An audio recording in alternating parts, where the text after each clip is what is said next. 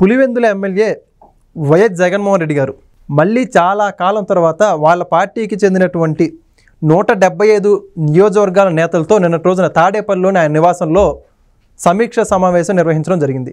అందులో భాగంగా ఆయన మాట్లాడుతూ ప్రజల్లోకి వెళ్ళాలని, చంద్రబాబు నాయుడు ఇచ్చినటువంటి హామీల్ని ఏ విధంగా ఎగరగొట్టాడో వాటన్నిటిని ప్రజలకు వివరించాలని, టెక్నాలజీని అందిపుచ్చుకోవాలని చెప్పేసి ఒక QR కోడ్ చూపించడం జరిగింది. అయితే వీటన్నిటికీ సంబంధించి మాట్లాడుతూ అక్కడ నేతలు నవ్వుకున్నటువంటి పరిస్థితి. మరో పక్క చూసుకుంటేనేమో జగన్మోహన్ రెడ్డి గారికి హైకోర్టులో చుక్కెదురైంది.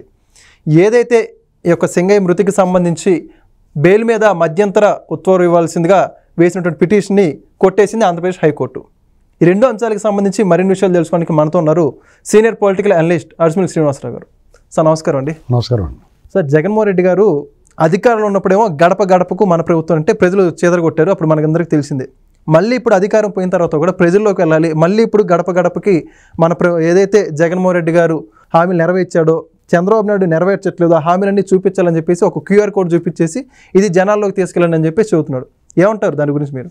ఇప్పుడు జగన్మోహన్ రెడ్డి గారు ఎప్పుడు కూడా వాళ్ళ నాయకులకి పరీక్ష పెట్టేస్తున్నాడు. తను చేసి అప్పుడు అధికారంలో ఉన్నప్పుడు కూడా అప్పుడు ఏం చేశాడంటే 2019 వరకు కూడా అతను పాదయాత్ర చేసినప్పుడు పాదయాత్ర పొడవున వాళ్ళ ఐపాక్ టీం ఒకటి ఉండేది. ఓకే, అతను ఎవరో ప్రశాంత్ కిషోర్ టీము.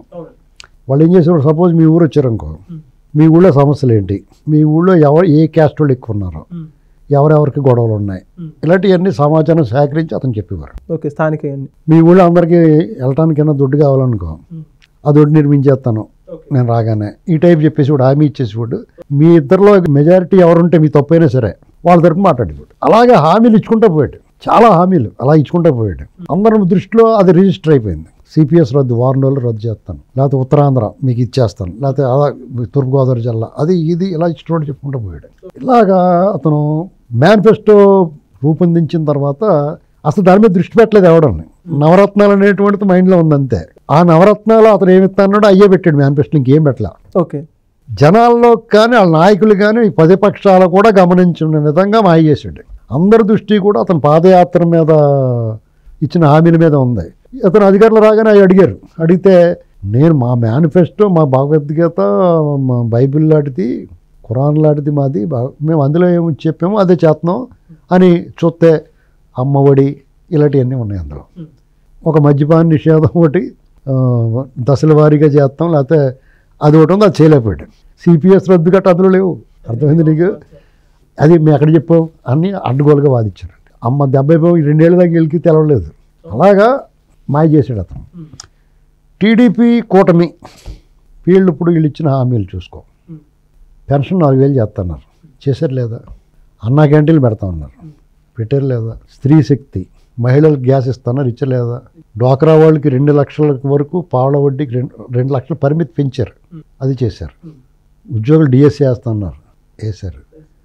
ఇలాగా తల్లికి వందనం కరెక్ట్గా ప్రమాణ స్వీకారానికి ముందు రోజే వేసేసారు డబ్బులు. 1 ఇయర్ లోపల ఏంటండి. రైతుకి అన్నదాత సుఖీబాబు కూడా బడ్జెట్లో కేటాయించారు, రేపు మాపు వేసేస్తామని చెప్పి డేట్ కూడా ఫిక్స్ చేస్తారు. ఇక ఫ్రీ బస్సు ఆగస్టు 15 ప్రకటించేశారు. ఇంకా వాళ్ళు చేయింది ఏముంది? ఇది కాకుండా ఉద్యోగాలు వచ్చేసాయి, కాగ్నిజెంట్, ఇది కాకుండా పెట్టుబడులు, కాగ్నిజెంట్, TCS ఇలా లెక్కలా కూడా అనేక మంది. రిజర్వ్ బ్యాంకు బిల్డింగ్, అలాగే మోడీ గారు తీసుకొచ్చి 51 కేంద్ర సంస్థలకి ఒకేసారి ఆయన ఓపెనింగ్ చేశాడు. అవన్నీ ల్యాండ్ అయిపోతున్నాయి కదా. భోగాపురం ఎయిర్పోర్ట్ ట్రైల్ వేస్తున్నారు, అక్కడ ఆల్రెడీ రన్వే అయిపోయి ట్రైల్ వేస్తున్నారు. ఇక ఇవి కాకుండా చిన్న చితక వ్యవహారాలు ఎక్కడా కూడా స్కూల్స్ విషయంలో కానీ, లేకపోతే లోకేష్ గారు స్పందించడం కానీ, చంద్రబాబు నాయుడు గారు పట్టించుకోవడం కానీ, ఇది వాళ్ళు చెప్పుకుంటలేదు అంతే. 1 ఇయర్ లోపల చేసిన ప్రతిరోజు ఒక పెద్ద మీటింగ్ పెట్టి చెప్పుకోవాలి, వాళ్ళు చెప్పుకోలేదు. అలాగా అది పబ్లిసిటీ కూడా లేదు. ఎంతసేపు 7 మోహముడు గొడవలే సరిపోతున్నాయి, రోజు వీళ్ళ గురించి మాట్లాడుతున్న సరిపోయింది. వాళ్ళు కూడా ఉన్నాయి. ప్రతి పెన్షన్లు ఇచ్చినప్పుడు అతను బటన్ నొక్కి అడావడి చేసేవాడు, వీళ్ళు కూడా అడావడి చేయాలి. అలాగా ప్రతి నెల మీటింగ్ పెట్టి అలా చేయట్లేదు. అందంగా సింపుల్గా ఇంటి పట్టుకెళ్ళి ఇచ్చేస్తున్నారు. 2 నెలలు 3 నెలలు తీసుకోకపోయినా 3 నెలలు తీసుకోమంటున్నారు. రేషన్ ఇప్పుడు నెలకోసారి వీధి మూలకు వచ్చింది, అయాల పనులు మానేసి కాపలా కూర్చోవాల్సి వచ్చేది. రేషన్ డీలర్ దగ్గర ఇస్తున్నారు అన్ని 10 రోజులు 15 రోజుల పాటు ఎప్పటికప్పుడు తీసుకొచ్చి వెళ్ళి. ఎంత వెసులుబాటు అండి ఇది. ఇప్పుడు ఈ గ్యాంగ్ని వాలంటీర్ గ్యాంగ్ తీసేశారు, నీ మీద నిఘా లేదు, నువ్వు హాయిగా ఉంటావు ప్రశాంతంగా. అసలు మీకు అన్న క్యాంటీన్లు 5 రూపాయలకి శుభ్రంగా భోజనం దొరుకుతుంది, లేదా టిఫిన్ దొరుకుతుంది. ఏదో పని మీద పట్టణానికో సమీప మండల కేంద్రానికో రోజువారీ కూలి పని నిమిత్తమో ఉద్యోగ నిమిత్తమో హాస్పిటల్ నిమిత్తమో లేకపోతే ఏదైనా బజారు పని మీద వెళ్ళినోడికి ఉత్తి భోజనానికే 150 రూపాయలు, టిఫిన్కి 150-200 అయిపోతున్న రోజుల్లో 10 రూపాయలతో అయిపోతుంది. ఎంత వెసులుబాటు అది. నీ ప్రతిరోజు కూలికెళ్ళి వాళ్ళు ఉంటారు డైలీ పనికి, లేబర్, కార్పెంటర్ పని కానీ, ఎలక్ట్రీషియన్ కానీ, మ్యాషన్ వర్క్ కానీ, ఇలాంటి వర్క్లు ఉంటాయి.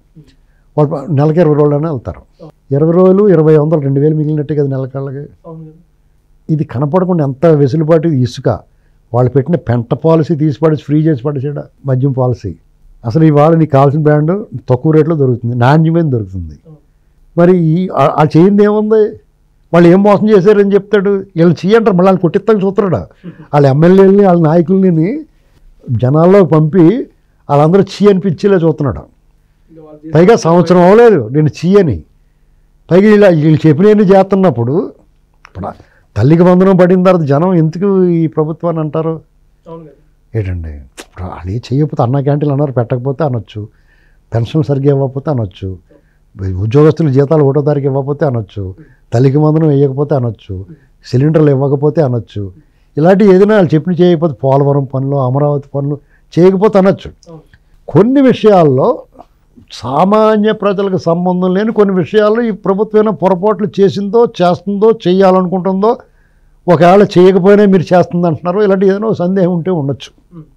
ఏంటి మళ్ళా ఇంకో 40,000 ఎకరాల భూ సమీకరణ అని, లేకపోతే అమరావతిలో ఎయిర్పోర్ట్ అని, అది కొంత గ్రౌండ్ అవ్వలేదు, ఇంకా ఆలోచన రూపంలోనే ఉంది అదంతా. దాని మీద కొంతమంది విమర్శ చేస్తున్నారు, బనక చర్లని, ఇలాంటివన్నీ. అవి ఫ్యూచర్, ప్రస్తుతం నీకు ప్రమాదం లేదు. ఇప్పుడున్న సామాజిక ప్రజలు ఎవరికి సంబంధం లేదు, ఎవరు ఇబ్బంది పడరు. భవిష్యత్తులో వాళ్ళకి లాభమో ప్రజలకే, నష్టమో ప్రజలకే. కానీ ప్రస్తుతానికి అయితే వాళ్ళకి దాని గురించి ఆలోచించి సమయం లేదు, దాని గురించి ఆలోచించాల్సిన అవసరం లేదు. అలాంటివి ఏమైనా ఉన్నాయేమో తప్ప ఈ ప్రభుత్వంలో లోపాలు అనేటువంటివి లేవు. నెంబర్ 1 ఈ విషయంలో అభివృద్ధి సంక్షేమ విషయంలో 100కి 200 మార్కులు వస్తాయి వాళ్ళకి. ఒక్క జగన్మోహన్ రెడ్డి ముడ్డి పగల కొట్టిన విషయంలో మాత్రం ఫెయిల్ అయ్యారు అంతే. వాళ్ళు పాస్ మార్కులు రాలేదు వాళ్ళకి. బొటాబొటీగా గ్రేస్ మార్కులు వేసి ప్యాచ్ చేస్తారు కదా, అది కూడా లోకేష్ గారు పుణ్యం పంపడ ఏంటండి. కాబట్టి ఈ విషయంలో వాళ్ళు రానివ్వాలి. వీళ్ళు ఏం చేయాలంటే సుధాకర్ గారు ఫ్లెక్సీ, డైవర్ సుబ్రహ్మణ్యం ఫ్లెక్సీ, భూములు ఎలా దొబ్బేశారో, లేకపోతే ఆ సర్వే రాళ్ళ మీద ఫోటోలు, పాస్బుక్ల మీద ఫోటో, ఇవన్నీ ఫ్లెక్సీలు వేసి ఊళ్ళో రండి రండి రండి అన్న కేకేయాలి. తీసుకెళ్ళి చూడండి ఇవన్నీ చూడండి, దీనికి సమానం చెప్పేసి వెళ్ళడానికి గేట్లు వేసేయాలి, వెళ్ళనివ్వకుండా టాటలు గట్ట అడ్డం పెట్టేయాలి, ఊళ్ళోంచి బయటకు వెళ్ళకుండా. ఇవన్నీ సమానం చెప్పి వెళ్ళండి మీరు. వాళ్ళు ఆ నాయకులు దొబ్బేసినవి ఉంటాయి కదా, ఊళ్ళో స్థలాలు దొబ్బేసి దౌర్జన్యం చేసి ఇవన్నీ ఉంటాయి కదా, దీనికి సమాధానం చెప్పి కదలండి మీరు అనాలి. ఎందుకంటే ప్రభుత్వం ఎలాగ అండగా ఉంటుంది కదా, ఉంటుందంటారా? అప్పుడు ఇంకా ఉండాలి. అప్పుడు ఆ దెబ్బకి ఏమని చేస్తారంటే వాళ్ళు జగన్ చెప్పినగా వెళ్ళమని అంటారు, జగన్కి ఎగత్తే వెళ్తామని వేస్తారు. ఎందుకంటే అల్టిమేట్గా ప్రజలను ప్రశ్నిస్తే ఏదో తట్టుకోలేడండి ఎవడన్నా. ఇంత వీళ్ళు కొమ్ములు తిరిగిన వాళ్ళు అయినా సరిగ్గా ఎలక్షన్ ముందు సంవత్సరం ఇల్లు గడప గడపకి కార్యక్రమం పెడితే ముఖమే కడిగేసేవారు ప్రజలు. ఏం చేస్తారు? మీకు అనేక మంత్రులా, ఎంపీయా, ఎవడానికి కూడా లెక్క చేయలేదు, సర్ప్రైజ్ కడిగేసి పడేసారు శుభ్రంగా జనం. కాబట్టి ఎవడికి తోపులేం కాదు.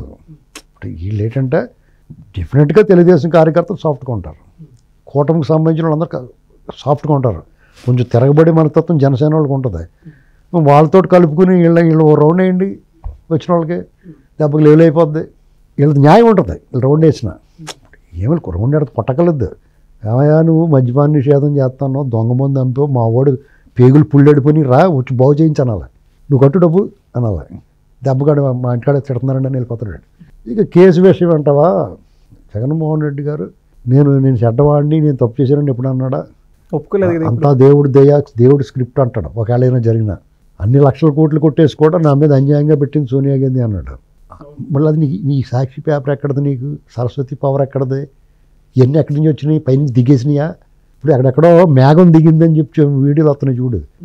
అలా ఈ డబ్బుల మూటలన్నీ పైనుంచి కింద పడిపోయినాయి. మీ ఇంట్లోనూ మీరు డాబా మీద పడుకుంటే వరద బాధితులు పులిహార పొట్లాలు వేసినట్టు ఎవడన్నా పెద్ద పెద్ద డబ్బుల మూటలు మీ ఇంటికాడ వేసేసి పోయారు ఎవడన్నా.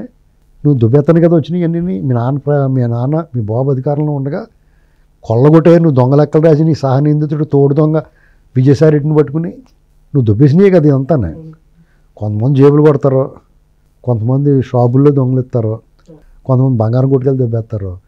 నువ్వు రాష్ట్రం దోషిస్తావు. మీరందరూ ఒకటి దొంగోళ్ళు. దొంగతనం 10 రూపాయలు దొంగతనం చేసాడా, 5,000 కోట్లు దొంగతనం చేసాడా, 1,00,000 కోట్లు దొంగతనం చేసాడు, ఎవడైనా దొంగోడే. చట్టం ఏం చేస్తుందంటే ఈ 10 రూపాయలు దొంగతనం చేసేవాడిని ఎక్కువ శిక్ష ఇస్తుంది, ఈ 1,00,000 కోట్లు దొంగిలించిన వాడిని నువ్వు ఎప్పటికప్పుడు రావయ్యా పర్లేదు అంటుంది. ఇది మన లోపం, మన వ్యవస్థలోని లోపం అది. అంతే తప్ప నువ్వు నిప్పర్తివి, నా పరువు పోదు, నీ పరువు ఉంటే కదా పోతానికి. ఇప్పుడు ఎవడన్నా నా జేబులో డబ్బులు లేవనుకో దొబ్బెత్తారని భయం ఉంటుంది. నా జేబులో డబ్బులు లేవనుకో ఎవడు దొబ్బెత్తాడో దొబ్బెత్తుకో అంటాం. అంతే కదా, అవునే కదా. కాబట్టి నీ పరువు ఉంటే కదా పోవటానికి. నీ పరువు ఎప్పుడో పోయింది.